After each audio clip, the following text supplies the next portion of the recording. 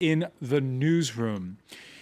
Tourists to Paris flock to see the splendors of the Palace of Versailles. Well, 10 kilometers away is the working-class suburb of Trappes, the scene of fresh rioting this past weekend.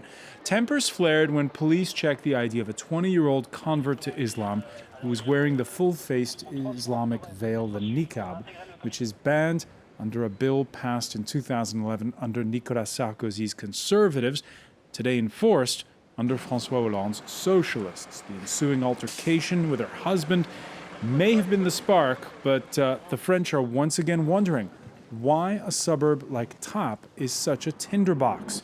Is it about religious identity or poverty and alienation? And what's more divisive under the French Republic, the burqa or the burqa ban?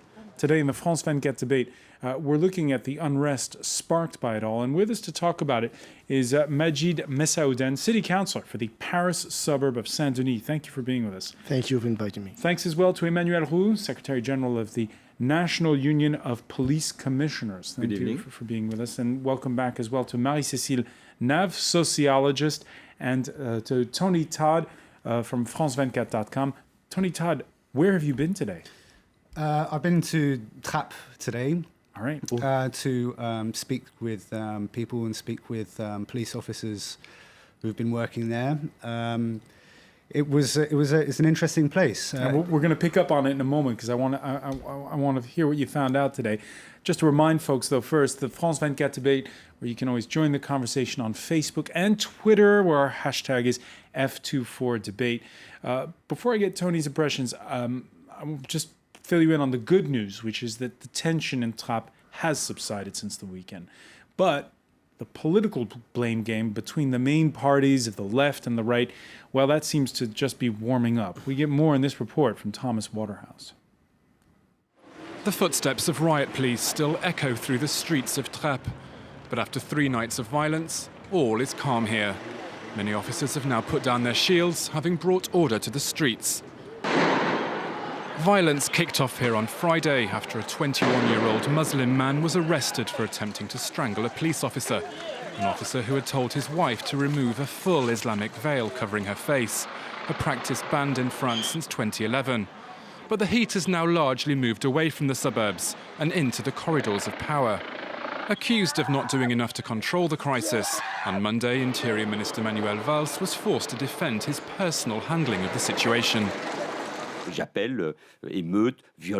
All urban violence and rioting is intolerable. It needs handling with force by the police and the justice system.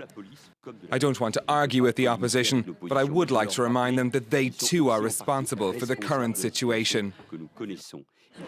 Moments later, the leader of the right-wing UMP swayed in, saying the problem went much deeper.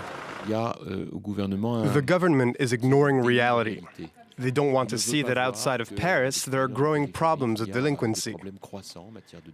For well over a year now, they refuse to see that violence is growing at the same rate as the government's leniency. Lenient or not, events in Trappes show that tensions in high immigration city suburbs continue to threaten the peace. Tony Todd, was it tense in Trappes this Tuesday? Yes and no. There were a lot of very bored-looking CRS riot officers keeping a vigil outside the town's police station. There were very few people out on the streets. It was very quiet. Possibly much to do with the heat wave that we're experiencing at the moment. Maybe the fact that it's Ramadan. But things on the streets were quiet. But I think there is a recognition from everybody that I spoke to, local residents and police officers, that there are underlying issues that aren't going to go away. Underlying issues that aren't going to go away. They've been called by some in the British press, I've seen the headlines, the full-faced veil riots. But Antonio on Facebook says, I think the riots highlight issues of discrimination, poverty and marginalization in the suburbs of large French cities, a situation mirrored in the UK during the 2011 riots, and which is exacerbated by a lack of employment opportunities. How much, Majid Messaouden, does the burqa have to do with this? Well, I don't think that what we saw in Trap was because of the burqa and the police control. I think that was a reaction about what you've just said. These neighbors, these areas are subject to unemployment, problem of housing, discrimination, and what we know since months now, which is Islamophobia. We have to say it. We have never been in such a huge Islamophobia. Sorry. So I think these people in Trap just reacted against police control that, according to some testimonies, say that it was not a normal one, and police may have used violence against the police they controlled. So we have to listen to all the point of views. And the only thing that we heard since this happened is the police statement, is Manuel Valls' statement. But we did not give any importance to what people said in this city. So I really think that the problems that they know in these neighbors, like in Saint-Denis, are the same. And this could have happened in Saint-Denis. And I think that nobody said it, but I think that controlling a woman in Trap during Ramadan can be seen as a provocation. As a provocation? Yeah, of course. And of course. We really are seeing competing narratives on this story. On Twitter, Faisalit is saying, don't forget the police allegedly used racist insults and pulled the woman's veil off physically. So, Emmanuel Roux, we're hearing different versions of what happened. And some are saying this is about the burqa. Some are saying this is about alienation and youth who are fed up with their lot in life. And others are saying it's about police brutality. I think it's very easy to make a trial here about the police behavior. You know, it's very easy because it happened far away. Policemen are not here. I don't represent the police. I'm just a police union. And saying, well, it's a shame of controlling people. There is a law. There is a law. If you want to look at it, it's law 1192 of the 11th of October 2010. You know, and we have to implement the law. It is our job, whatever the conditions. And the law is now 2.5 years, and it works well. But as Majid said, can it be considered as a provocation? It is not the first Ramadan from the law has been voted. That happens before, and it happens well. I am convinced that the causes of the riots are to be sought in the rioters, not in the police force. Well, it's so easy to say the control went badly, the policemen are not trained enough. Who here is able to describe the training, initial and continuous training of a policeman? Nobody, but everybody says, well, police is badly trained. You know, it's like an absolute presumption of guilty of the police. No. Whatever we do, it is our fault. On the cause you are saying about poverty, you know that, of course, it is one of the causes. This is sure, but who knows the huge amounts of money that has been put and spent in those areas? It's billions of euros. Billion. That's the main point. You're talking about millions of euros spent in these cities. Okay, but don't you think that what people need in these cities more than money is respect? Don't you think that they need respect even from the police? And I'm not sure that policemen, that all the policemen respect these citizens. We saw things on Facebook pages today, and the Ministry of Interior asked for an investigation because policemen have written racist things about these riots and about these controls. And there's an investigation on it. I'm just saying that you can't ask for respect from the citizens if you don't respect them. And we have many cases of police brutality. And when I hear Manuel Valls saying that the Interior Ministry, saying that we cannot criticize the police, I'm just wondering if we are in a democracy or not. I think that police brutality exists, and I think we have to denounce it. I know that one of the things that's being talked about is moves to the way the police are deployed and to get them to be closer to the communities. It's an ongoing debate in France. I can't hear saying that the police are going to be controlled. Do you know how many authorities, public and private authorities, control the police forces today? Do you know how many of them? 17. Every day, each policeman is controlled by 17 public authorities. Do you know how many policemen there are in France? 140,000, okay, out of 7 million public servants. Do you know that half of the sentences of the sanctioned punishments to civil servants are given to policemen, not because they are not well working, but because the ratio is 100% of something badly done and an immediate punishment. We are the most controlled public service. You are talking about respect, of course, but what other public service is present night and day, 24 hours a day, 7 days a week, 12 days a month? This is respect. Being there, working for people, helping people, going on those difficult housing, helping women beaten, helping kids, all that. This is respect to the people.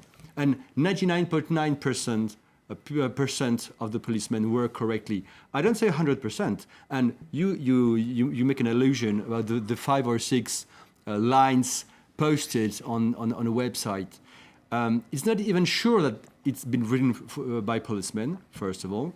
Secondly, an inquiry is in course. Yes. Let's wait. Yes, let's wait. Let's wait. Yeah, and if the inquiry says and proves that it's said by policemen and it is a penalty by the law punished, of course, punish them. But wait before what was condemning. interesting, and I'll get Tony's reaction to this, is on Monday, the Interior Minister went to Trappes.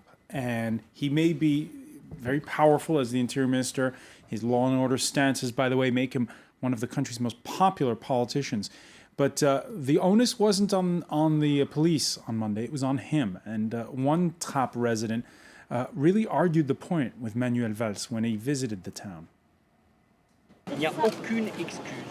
Je ne parle pas d'excuse. Comme il n'y a aucune excuse quand les forces de l'ordre qui sont mises en place par cette République agressent les personnes sans raison. Vous regardez pas sur Twitter? Vous regardez pas en ce moment ce qui se passe?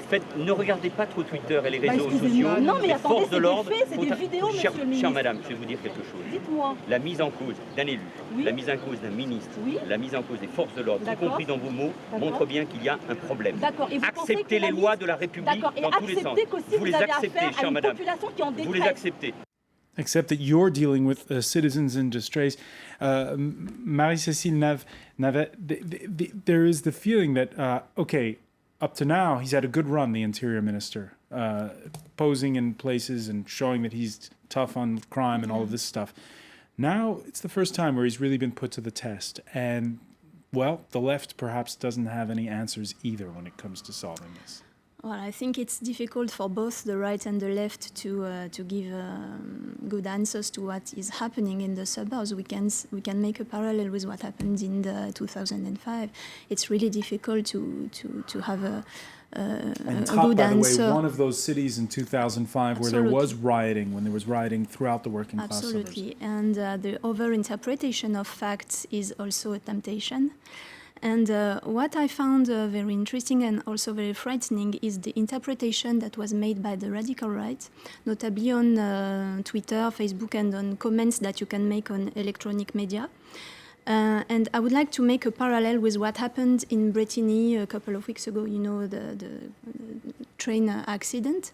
And in both cases, while there are cases very different in the facts, in both cases, the radical right talked about, kind of Muslim plot against the Republic, the fact that elites are lying to us, political and media elites are lying to us. They say, okay, there is a kind of Muslim revolution against the Republic, and people are provoking riots. And that's what Majid was saying at the outset of our discussion, that you have the feeling as well that there is an Islamophobia that's on the rise? Yeah, definitely, and it's widening on the different media, and notably electronic media. Something that can be fault.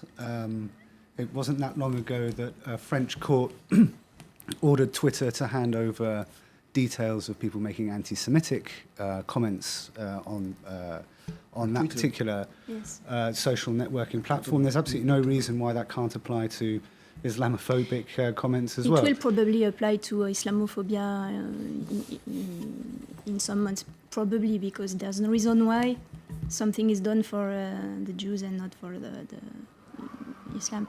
And it's really frightening, because as compared to 2005, things are well, people are more aggressive. They write much more comments, and it's kind of a vicious circle. Of course, one of the big differences with 2005 was back then it was just about the alienation of working class youths. In between, we've seen this burqa ban passed by the previous government. Since the law has been put into effect, some 700 women stopped, more than 400 fined. A sizable portion of these, 18%, in Trappes Yvelines département, the district that is south and west of Paris. And this burqa ban poses a real problem. You heard Emmanuel Roux saying all the police are doing is applying the law. I agree with that. I'm not saying that the police should not apply the law. The question I'm asking is, what is this law useful for? Is it useful to say that it's a law against concealment of the face? It's not against niqab, Absolutely. It's against the concealment of the face. What is it useful for? Was it a priority to control this woman in Trappes a few days ago? Was she dangerous? Was she a danger for the Republic or for Trappes? I think that this law is dangerous. And I thought that after Sarkozy, maybe the Socialist Party would have taken off this law because it's unuseful, and I think it's a racist law because it's only aimed to Muslim people. And the only people that are controlled upon this law are Muslim. So how do you call that if it's not Islamophobia? And I think this participates to enhance the feeling that have these people in these popular cities, like we call them. And I think we must be careful, and we must not enhance what happens in these neighbors, and we have to stop. We have to stop these provocations, and these controls are not useful for the security of the country. All right, but those are the problem maybe for the politicians to tackle. We're going to pick up on that point when we come back and find out how the citizens of Trappes feel about the burqa ban. Stay with us. You're watching France 24.